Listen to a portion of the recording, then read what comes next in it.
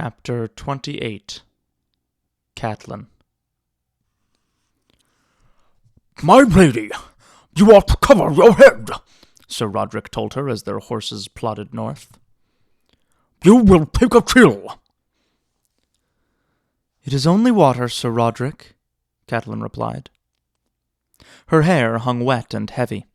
A loose strand stuck to her forehead, and she could imagine how ragged and wild she must look. But for once she did not care.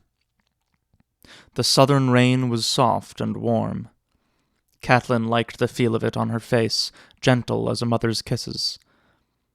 It took her back to her childhood, to long gray days at River Run. She remembered the godswood, drooping branches heavy with moisture, and the sound of her brother's laughter as he chased her through the piles of damp leaves. She remembered making mud pies with Lysa, the weight of them, the mud slick and brown between her fingers. They had served them to Littlefinger, giggling, and he'd eaten so much mud he was sick for a week.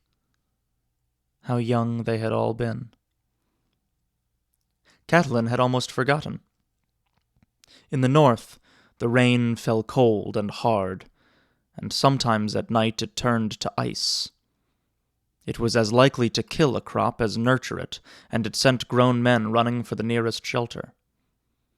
That was no rain for little girls to play in. "I am soaked through," Sir Roderick complained. "Even my bones are wet." The woods pressed close around them, and the steady pattering of rain on leaves was accompanied by the small sucking sounds their horses made as their hooves pulled free of the mud. "We will want a fire tonight, my lady, and a hot meal would serve us both." "There is an inn at the crossroads up ahead," Catelyn told him. She had slept many a night there in her youth, traveling with her father. Lord Hoster Tully had been a restless man in his prime, always riding somewhere. She still remembered the innkeep, a fat woman named Masha Heddle, who chewed sourleaf night and day and seemed to have an endless supply of smiles and sweet cakes for the children. The sweet cakes had been soaked with honey, rich and heavy on the tongue, but how Catelyn had dreaded those smiles. The sourleaf had stained Masha's teeth a dark red, and made her smile a bloody horror. "An inn," Sir Roderick repeated wistfully. "If only. But we dare not risk it. If we wish to remain unknown, I think it best we seek out some small holdfast." He broke off as they heard sounds up the road. Splashing water, the clink of mail, a horse's whinny. "Bridles," he warned, his hand dropping to the hilt of his sword. Even on the King's Road, it never hurt to be wary. They followed the sounds around a lazy bend of the road and saw them, a column of armed men noisily fording a swollen stream. Catelyn reined up to let them pass. The banner in the hand of the foremost rider hung sodden and limp, but the guardsmen wore indigo cloaks, and on their shoulders flew the silver eagle of Seaguard. "Malisters," Sir Roderick whispered to her, as if she had not known. "My lady, best pull up your hood." Catelyn made no move. Lord Jason Mallister himself rode with them, surrounded by his knights, his son Patrek by his side, and their squires close behind. They were riding for King's Landing and the Hand's Tourney, she knew. For the past week, the travelers had been thick as flies upon the King's Road. Knights and free riders, singers with their harps and drums, heavy wagons laden with hops or corn or casks of honey, traders and craftsmen and whores, and all of them moving south. She studied Lord Jason boldly. The last time she had seen him, he had been jesting with her uncle at her wedding feast. The Mallisters stood bannermen to the Tullys, and his gifts had been lavish. His brown hair was salted with white now, his face chiseled gaunt by time.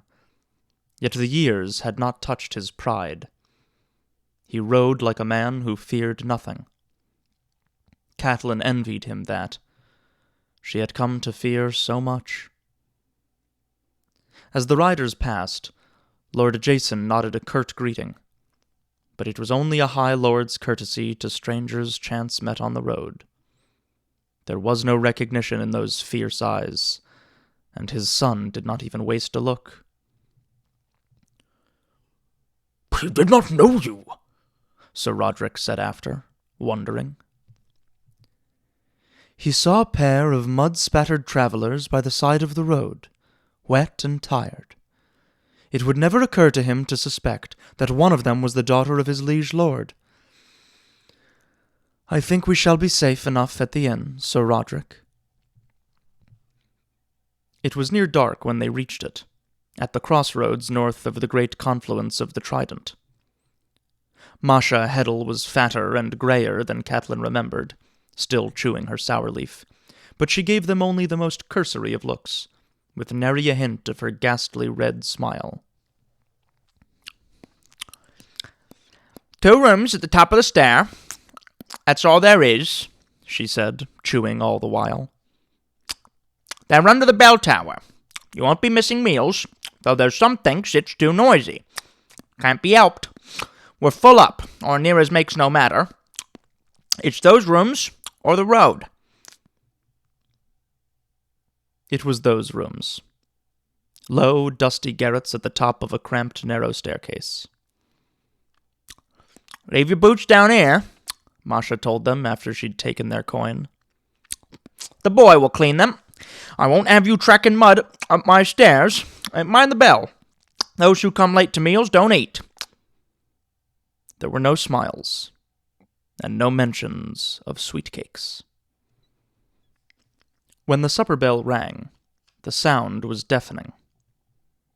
Catelyn had changed into dry clothes. She sat by the window, watching rain run down the pane. The glass was milky and full of bubbles, and a wet dusk was falling outside. Catelyn could just make out the muddy crossing where the 2 great roads met. The crossroads gave her pause.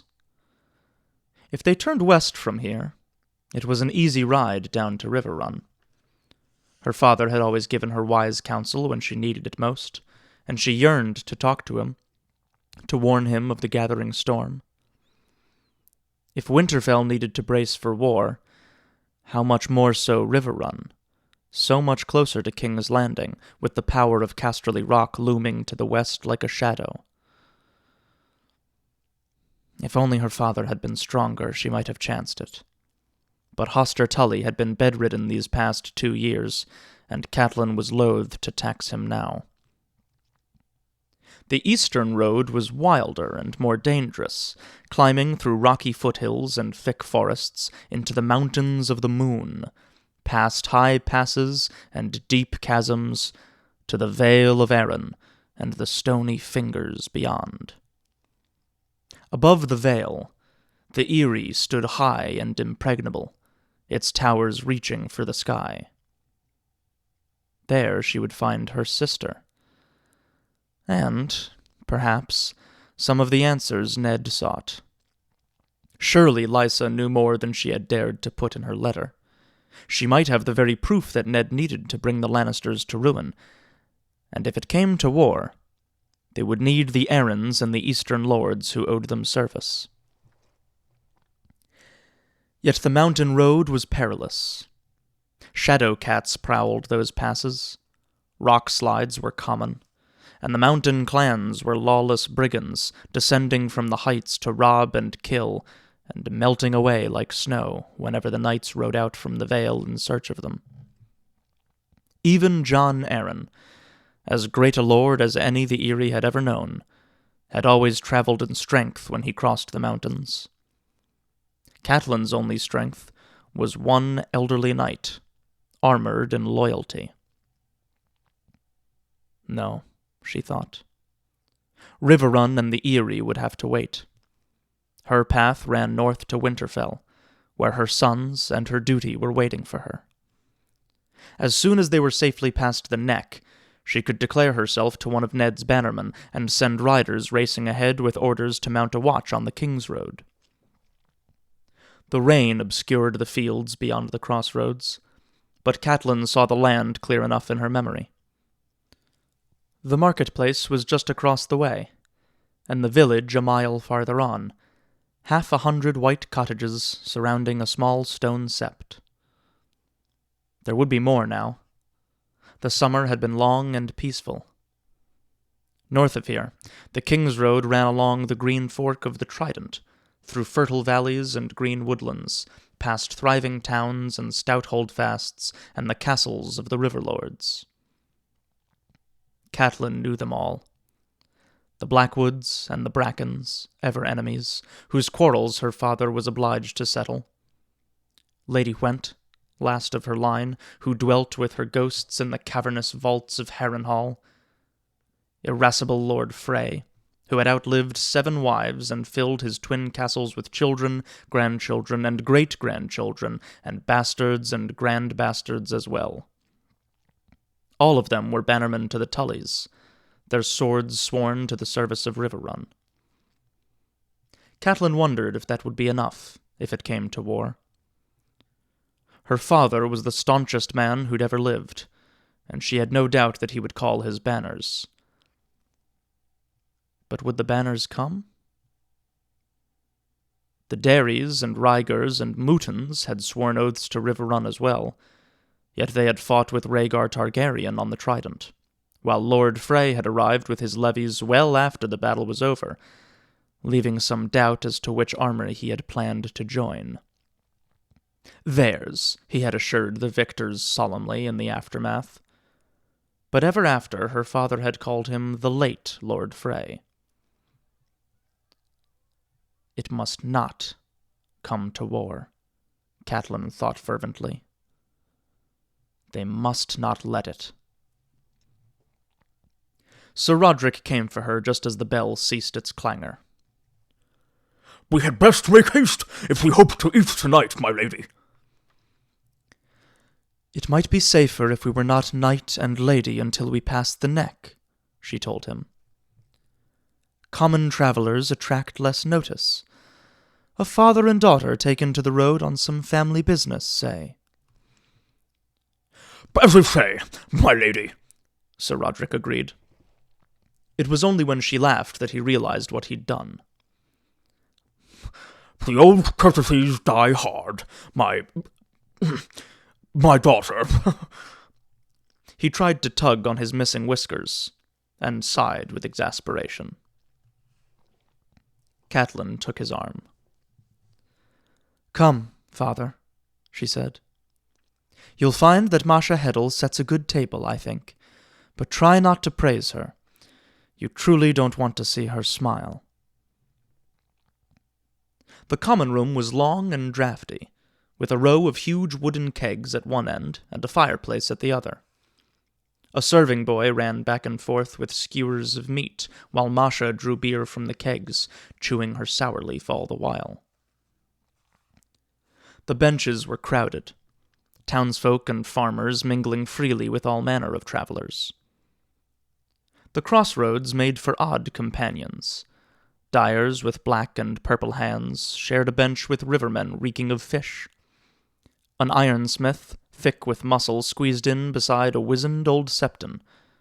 Hard-bitten sellswords and soft, plump merchants swapped news like boon companions. The company included more swords than Catelyn would have liked. 3 by the fire wore the red stallion badge of the Brackens, and there was a large party in blue steel ringmail and capes of silvery gray. On their shoulder was another familiar sigil, the twin towers of House Frey. She studied their faces, but they were all too young to have known her. The senior among them would have been no older than Bran when she went north. Sir Roderick found them an empty place on the bench near the kitchens. Across the table, a handsome youth was fingering a wood harp. "7 blessings to you, good folk," he said as they sat. An empty wine cup stood on the table before him. "And to you, singer," Catelyn returned. Sir Roderick called for bread and meat and beer in a tone that meant, "Now." The singer, a youth of some 18 years, eyed them boldly and asked where they were going, and from whence they had come, and what news they had, letting the questions fly as quick as arrows and never pausing for an answer. "We left King's Landing a fortnight ago," Catelyn replied, answering the safest of his questions.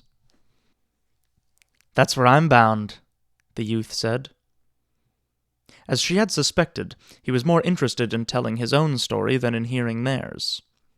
Singers loved nothing half so well as the sound of their own voices. "The hand's tourney means rich lords with fat purses.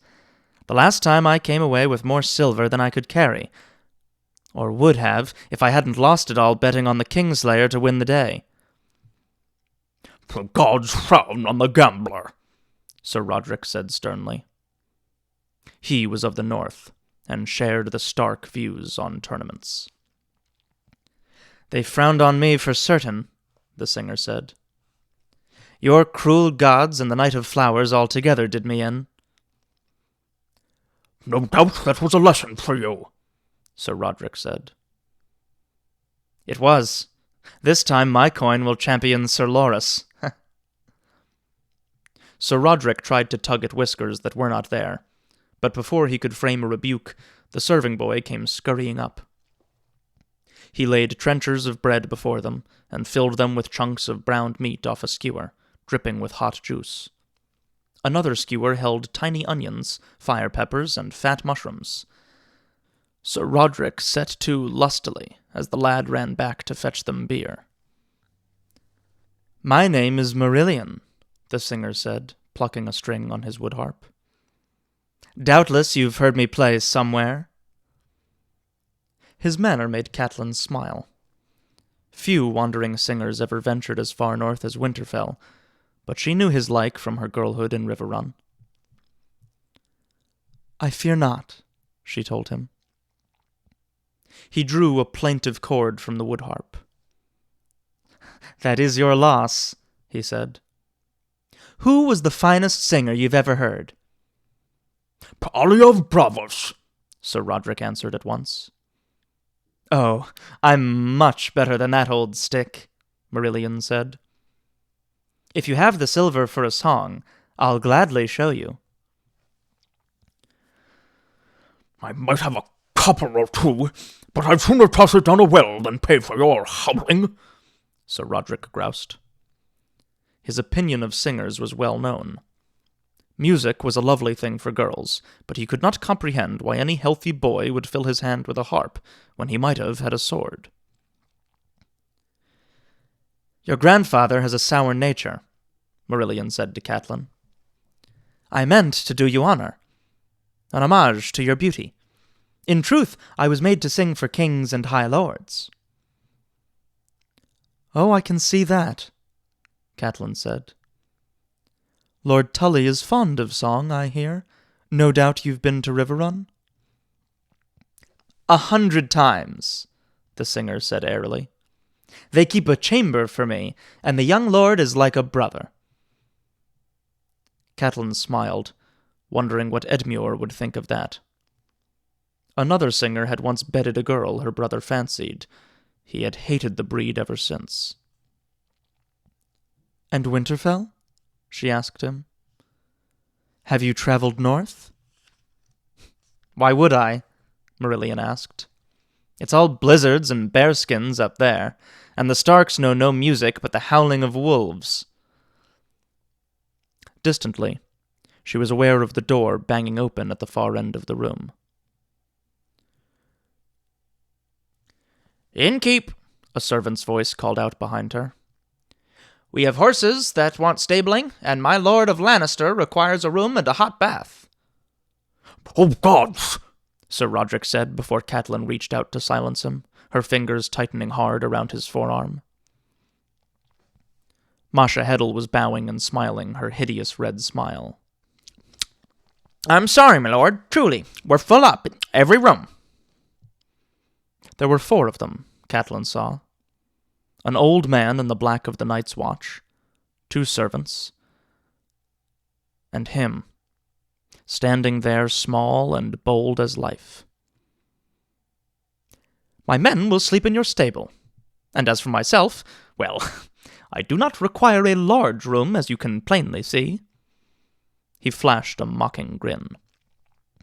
"So long as the fire's warm and the straw reasonably free of fleas, I am a happy man." Masha Heddle was beside herself. "My lord, there's nothing. It's the tourney. There's no help for it. Oh." Tyrion Lannister pulled a coin from his purse and flicked it up over his head, caught it, tossed it again. Even across the room where Catelyn sat, the wink of gold was unmistakable. A free rider in a faded blue cloak lurched to his feet. "You're welcome to my room, my lord." "Now there's a clever man," Lannister said as he sent the coins spinning across the room. The free rider snatched it from the air. "And a nimble one to boot." The dwarf turned back to Masha Heddle. "You will be able to manage food, I trust?" "Anything you like, my lord. Anything at all," the innkeep promised. And may he choke on it, Catelyn thought. But it was Bran she saw choking, drowning on his own blood. Lannister glanced at the nearest tables. "My men will have whatever you're serving these people. Double portions. We've had a long, hard ride. I'll take a roast fowl. A chicken, duck, pigeon, it makes no matter. And send up a flagon of your best wine. Yoren, will you sup with me?" "Aye, my lord. I will," the Black Brother replied. The dwarf had not so much as glanced toward the far end of the room, and Catelyn was thinking how grateful she was for the crowded benches between them, when suddenly Marillion bounded to his feet. "My Lord of Lannister!" he called out. "I would be pleased to entertain you while you eat. Let me sing you the lay of your father's great victory at King's Landing." "Nothing would be more likely to ruin my supper," the dwarf said dryly. His mismatched eyes considered the singer briefly, started to move away, and found Catelyn. He looked at her for a moment, puzzled. She turned her face away, but too late. The dwarf was smiling. "Lady Stark, what an unexpected pleasure," he said. "I was sorry to miss you at Winterfell." Marillion gaped at her, confusion giving way to chagrin as Catelyn rose slowly to her feet. She heard Sir Roderick curse. If only the man had lingered at the wall, she thought. If only. "Lady Stark?" Masha Heddle said thickly. "I was still Catelyn Tully the last time I bedded here," she told the innkeep. She could hear the muttering, feel the eyes upon her. Catelyn glanced around the room, at the faces of the knights and sworn swords, and took a deep breath to slow the frantic beating of her heart. Did she dare take the risk? There was no time to think it through. Only the moment, and the sound of her own voice ringing in her ears. "You, in the corner," she said to an older man she had not noticed until now. "Is that the black bat of Harrenhal I see embroidered on your surcoat, sir?" The man got to his feet. "It is, my lady." "And is Lady Went a true and honest friend to my father, Lord Hoster Tully of Riverrun?" "She is," the man replied stoutly. Sir Roderick rose quietly and loosened his sword in its scabbard. The dwarf was blinking at them, blank-faced, with puzzlement in his mismatched eyes. "The red stallion was ever a welcome sight in Riverrun," she said to the trio by the fire. My father counts Jonas Bracken among his oldest and most loyal bannermen. The 3 men-at-arms exchanged uncertain looks. Our lord is honored by his trust, one of them said hesitantly. I envy your father all these fine friends, Lannister quipped. But I do not quite see the purpose of this, Lady Stark. She ignored him, turning to the large party in blue and grey. They were the heart of the matter. There were more than 20 of them. I know your sigil as well, the twin towers of Frey. How fares your good lord, sirs? Their captain rose. Lord Walder is well, my lady. He plans to take a new wife on his 90th name day, and has asked your lord father to honor the wedding with his presence. Tyrion Lannister sniggered. That was when Catelyn knew he was hers. This man came a guest into my house, and there conspired to murder my son, a boy of 7, she proclaimed to the room at large, pointing. Sir Roderick moved to her side, his sword in hand. In the name of King Robert and the good lords you serve, I call upon you to seize him and help me return him to Winterfell to await the king's justice. She did not know what was more satisfying, the sound of a dozen swords drawn as one, or the look on Tyrion Lannister's face.